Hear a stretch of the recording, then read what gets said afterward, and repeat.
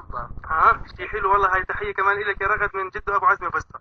رغد الوزان من زمان والناس بيسألونا عن رغودة إيش آخر أخبارها، فهي معكم مستمعين الآن على الهواء على نشيد شو حتى تحكي لكم أخبار رغد الوزان. تفضل يا رغد، المايك معك.